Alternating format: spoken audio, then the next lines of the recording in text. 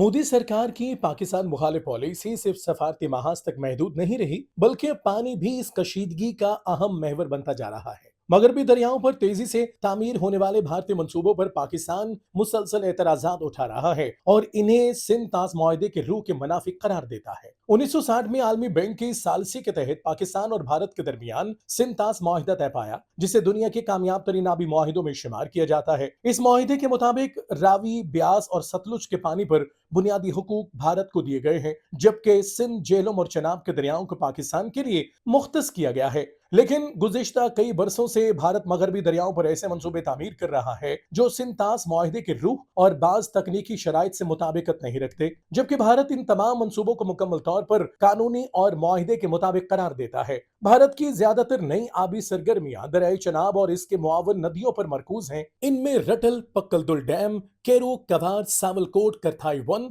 और करथाई 2 जैसे बड़े पनबिजली मंसूबे शामिल हैं। इनमें से बाज मुकम्मल हो चुके हैं, जबकि कई अभी जेर तामीर हैं। इन मंसूबों में खास तौर पर पक्कलदुल को इसलिए अहम समझा जाता है क्योंकि ये मगरबी दरियाओं पर भारत के बड़े पानी के जखीरों के मंसूबों में शुमार होता है, जिस पर पाकिस्तान ने न सिर्फ शदीद तहफ्फुज़ात का इजहार किया, बल्कि आलमी फोरम्स पर भी भारत के इस इकदाम के खिलाफ आवाज उठाई। इसी तरह दरियाई झेलम के निजाम पर भी भारत कई अहम मंसूबे तामीर कर चुका है, जिनमें किशन गंगा और उड़ी हाइड्रो पावर मंसूबा नुमाया है। किशन गंगा मंसूबा कई बरसों से पाकिस्तान और भारत के दरमियान कानूनी तनाजे का मरकज बना हुआ है। पाकिस्तान का मौकफ है कि इस मंसूबे की वजह से दरियाई नीलम के कुदरती बहाव पर असर पड़ता है, जिससे दरियाई नीलों में पानी की दस्तयाबी मुतासर होने का खदशा पैदा होता है। पाकिस्तान ने आलमी बरादरी पर भी वाजे किया है कि बाज भारतीय मंसूबों में पानी जखीरा करने की गुंजाइश, स्पिलवेज के डिजाइन और दीगर तकनीकी पहलू ऐसे हैं जो मुआहिदे के मुकर्ररा हुदूद से तजावुज करते हैं। अगरचे ये मंसूबे पन बिजली के नाम पर तामीर किए जा रहे हैं, लेकिन इनके जरिए भारत को मखसूस औकात में